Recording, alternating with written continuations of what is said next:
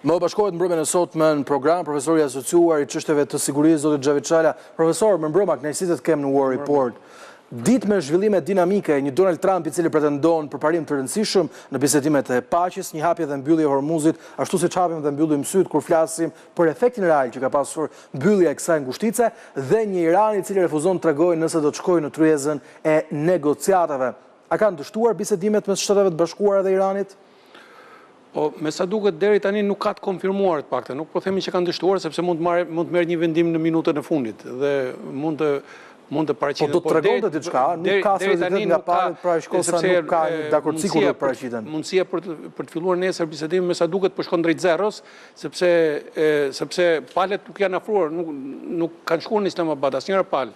Edhe delegacioni amerikan nuk është nisur, por edhe delegacioni iranian nuk është nisur. Kështu që vetëm nëse ka një variant që presidenti Trump mund ta shtyjë një ditë ose 2 ditë, pra të bihet dakord në minutën e fundit. Po kjo do duket, po retorika që po përdoren palët është retorika ashpër dhe me sa duket po bëjnë provë force. Të dy palët për të ulur në tavolinë e bisedimeve mbi pozita force. Nëse do t'i kthemi pak me 12 prill ku u zhvilluan bisedimet e ai takimi i parë që ishte pas atij paralajmërimi që bëri presidenti Trump për zhdukjen e një qytetërimi dhe delegacioni iranian normalisht që ul edhe nën trusni, pra dha efekte gjithë ato trusia që ushtoi presidenti Trump. Dhe bisedimet pas 21 orë bisedime midis palëve që tregon që palët kanë përpunuar shumë informacion mbi mundësinë e arritjes së një zgjidhje diçka më përfundimtare, por në përfundim nuk u arrit atë që prisin amerikanët dhe zëvendës presidenti amerikan u tërhoq dhe tha që ata nuk pranuan. Pra, sidomos dhe gjithçka e lidhi me mosheqjen dorë të Iranit nga programi i tyre bërthamor. Programi bërthamor dhe synimi për të ai tha synimi për të pasur armë atomike, por në fakt ata kanë trajtuar si program bërthamor, por indirekt atje dërgon edhe kjo.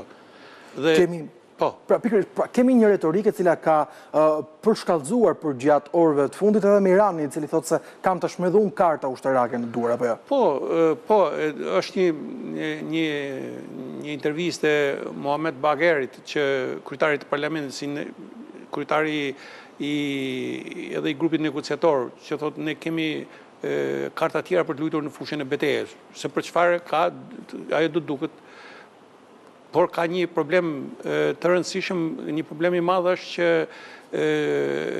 që palët janë në pozicione shumë larg njëri tjetrit.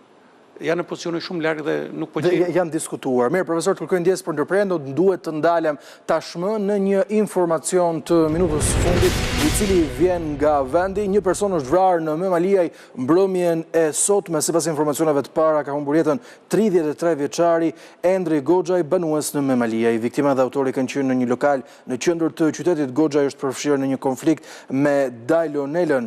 Debati mes personave të përfshirë u përkeqësua dhe 30 vjeçari qëlloi me armë duke lënë të vdekur Goxhajin. Dyshohet se është plagosur edhe një tjetër person. Autori pas krimit është larguar, ndërsa policia është vënë në kërkim të tij. Është ky një zhvillim i minutave të fundit që vjen pikërisht nga vendi, nga Memaliaj, ku një person ka humbur jetën si pasojë e një përplasje dhe rritjes tensioneve me persona të tjerë. Profesor, ndjes për ndërprerjen. Pra, palë të cilat qëndrojnë shumë larg njëra tjetrës. Dhe kjo duk që në fundin e ndërprerjen e bisedimit nuk po i quaj dështim të takimit të parë të Islamabadit, por po i quaj ndërprerje e bisedimesh. Dhe kjo bëri që akoma që në atë moment presidenti Trump paralajmëroi një bllokadë të ashpër detare. Dhe me datën 13, që binte ditën e hënë, presidenti Trump filloi bllokadën detare. Pra kemi 2 palë që janë konflikt me njëra tjetrën dhe të dyja zhvillohen nga një blokadë detare. Irani blokadën detare në Hormuz, pra blokadën në ngushticën e Hormuzit, ndërsa Shtetet Bashkuara të Amerikës diku më poshtë në gjirin e Omanit një blokadë detare për anijet iraniane. Dhe këtu Irani faktikisht nuk është se e priti.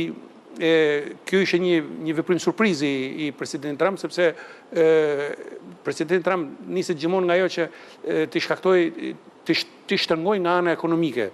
sepse nga eksporti I naftës Irani siguron të ardhurar të mëdha.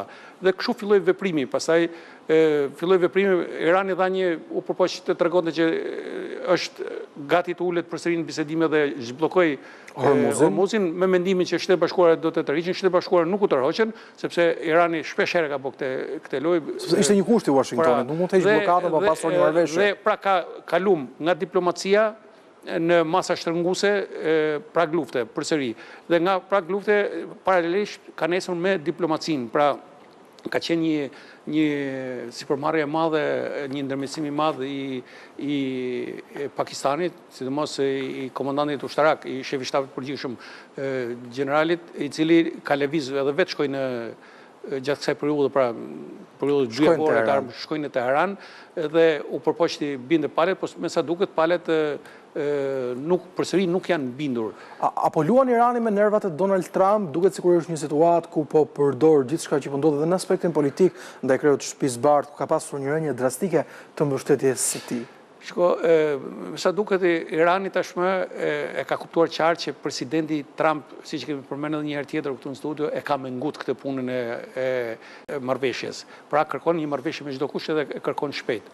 Sidomos tashmë, pas shtrëngimit të masave ekonomike dhe pas një krize të madhe energjetike botërore që nisi si pasojë e ngushticës e bllokimit të ngushticës së Hormuzit. Pra Presidenti Trump kërkon një marrëveshje me çdo kush. Këtë Irani e ka kuptuar dhe po përpiqet tashmë që të përfitojë sa më shumë nga kjo që edhe Irani të ulë në tavolinë e pozita force. Dhe po Presidenti Trump është përpjekur disa herë nëpërmjet ndërmjetësve të siguronte minimalisht që Irani të hiqte dorë nga programi bërthamor.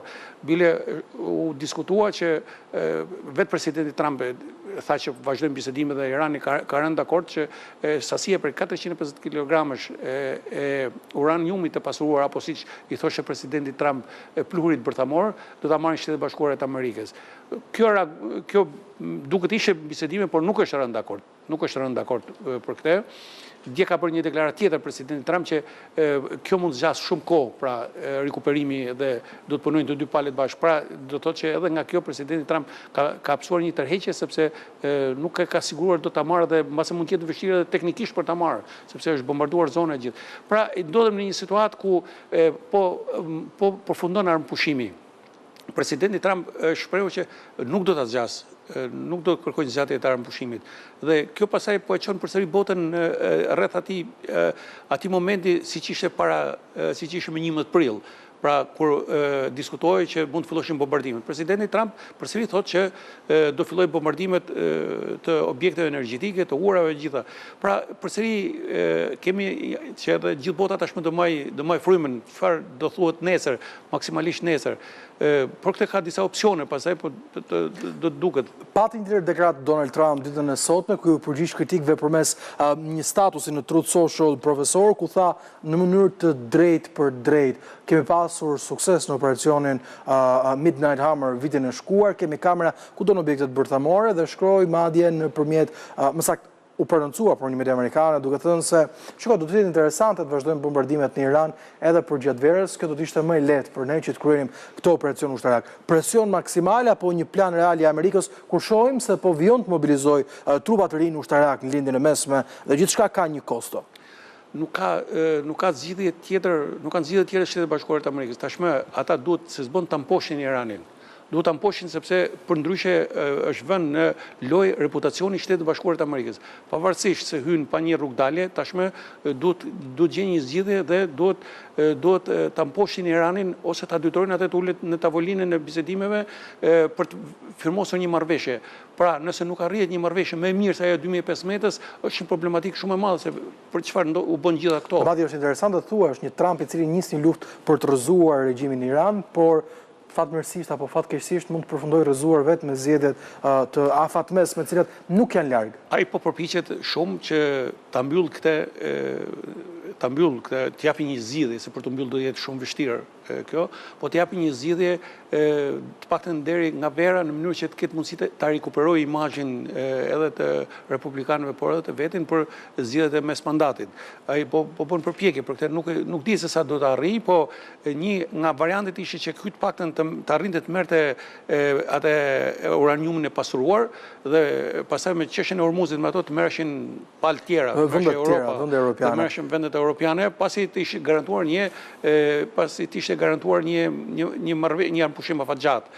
Profesor, mendon se ekziston vullneti i mirë mes palëve për të arritur një marrëveshje, por duhet jetë një kompromis i vështirë që të dyja, le të themi, të deklarojnë një fitore në këtë konflikt? Duhet, shiko, iranianët janë shumë të dhënë mas çfarë do të besoj populli i tyre. Edhe ky duhet të jetë mekanizmi para dhe Shtetet Bashkuara të Amerikës duhet jo të japin diçka, po duhet t'ia krijojnë në këndvështrimin tim që edhe të iranianët ta quajnë veten fitues.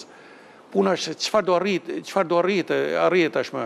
Pra, para duhet që minimalisht të pezullohet programi, të gjendet një formulë për pezullimin e programit të pasurimit të uraniumit. E para dhe e dyta, pastaj të vazhdojmë bisedim, mund të mos bëhen gjitha me një set bisedimesh, mund të kalojë me faza kjo. Dhe pra, ai synimi që kishin amerikanët dhe izraelitët që brenda një periudhë shumë shkurtër këta të diskutonin paket gjithë marrëveshjen, pra programin bërthamor, programin raketor, proxit para dhe ngushticën e Hormuzit, tashmë duket se ky variant bie, nuk është e pamundur që të sigurohen të gjitha. Amerika do të vyejë për kërkesën maksimaliste? Si fazë, të dy palët janë, unë them që Amerika do të kemi një Amerikë e cila do ta fokusojë negociatën vetëm çështjen bërthamore? Amerika nuk ka hyrë, Amerika ka qenuar aty kërkesave me të cilët i hyri këtij konflikti.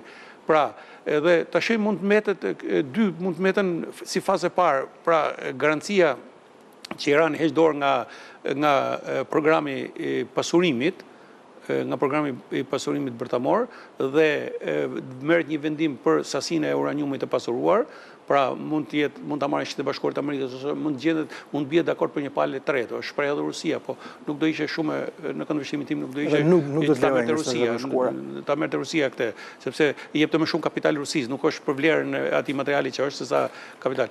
Pra kjo një dhe të ketë garanci për ngushticën e Hormuzit. Kurse programi raketor, këto tjera do të vinë diskutohen më pas. Pra në këndvështrimin tim nuk mund të arrijë një marrëveshje për gjithë elementet përbashkët. Kjo marrëveshje arrihet me gjithë elementet nëse Irani kapitulon. Pra ulet si kapitullues në tavolinën e bisedimeve. Vetëm kështu mund të arrijnë. Por diçka e tillë duket se nuk do të ndodhë, nuk po pranon pulet as me. Ata thuaj se janë, shiko, në psikologjinë e tyre ata kanë ushqyer popullin e tyre që janë fitimtar. Edhe deri tashmë pavarësisht se një pjesë e konsiderueshme e objekteve janë rrafshuar, industria e tjerë, pra që pasojë do duken mbasi të përfundojë lufta, ata përsëri ndjejnë veten që e shesin sikur kanë arritur fitore. Por këtu tash do duket çfarë zgjidhje do marrin nesër ose pas nesër. Një variant në gjeopolitik mund të bëhen edhe skenare. Një variant mund të jetë që në minutën e fundit të shtyhet armpushimi dhe edhe 2-3 ditë nëse negociatorët kanë arritur që të bindin palë. Ka një ulje tjetër në tryezë. Ketë një ulje tjetër në tryezë. Pra një variant mund të jetë ky. Varianti më i keq mund të jetë pasaj që do pritën bisedimet, çun të dështuar, nuk kanë filluar bisedimet, po mbaron afati armpushimit dhe Shtetet Bashkuara fillojnë bombardimet ashtu siç kishin vendosur për urat, për objektet, pra ndërkohë që pas kësaj menjëherë Irani do të vejë në lëvizje proxit, do vejë lëvizje të gjitha milicitë e tij, sepse ka thënë Teherani, ka mende karta ushtarake në duar. Profesor Shala, ishte kënaqësi të kishim pjesën e parë të programit. Mirë, ne do të shkojmë një shkëputje shumë të shkurtër për të rikthyer në pjesën e dytë dhe për të diskutuar një tjetër temë të rëndësishme.